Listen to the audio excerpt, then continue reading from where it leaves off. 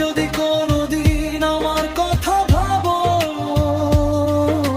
ফিরে আসার প্রতিশ্রুতি নয়, শুধু একটু দয়া দিও। যেন